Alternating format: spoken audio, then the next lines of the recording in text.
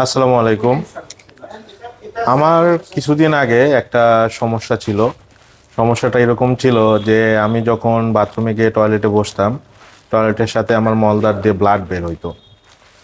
তো আমি খুব বিপদে পড়ে গেলাম, আমি খুব টেনশনে পড়ে গেলাম।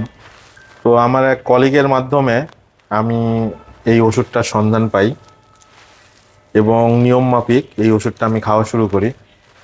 তো খাওয়ার 2 দিনের মধ্যে ইনশাল্লাহ আমি একটা পজিটিভ রেজাল্ট পাই। আমার ব্লাড যাওয়া সম্পূর্ণ বন্ধ হয়ে যায় এবং মলদ্বারে একটু ব্যথাও ছিল আমার, সেই ব্যথাটাও আমার কমে যায়। জ্বালা পোড়া করতো, সেই জ্বালা পোড়াটাও আমার কমে যায় এবং নিয়মিত আমি এই ওষুধটা এখনো সেবন করতেছি।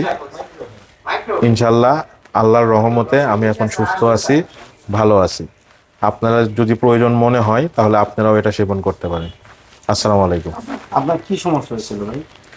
আমার সমস্যা যেটা ছিল, আমার মলদ্বার দিয়ে পায়খানার সাথে ব্লাড যেত আর কি। তো মূলত এটাই সমস্যা ছিল। আর একটু ব্যথা ছিল আমার এবং জ্বালা পোড়া করতো অনেক মলদ্বারে। এটা তো এটা কি আপনার এর আগেও হয়েছিল না এবারই? না, আমার এইবারই প্রথম হয়েছে। এবারে প্রথম? এইবারই প্রথম হয়েছে এবং এটা হওয়ার পরে আমি এই ওষুধ সেবনটা শুরু করি আর কি।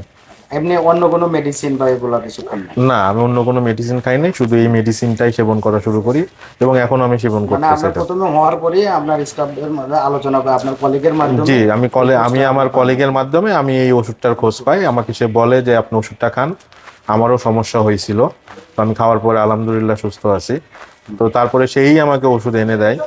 ওষুধটা পাওয়ার পরে আমি খাওয়া শুরু করি এবং আলহামদুলিল্লাহ আমি এখন সুস্থ আছি।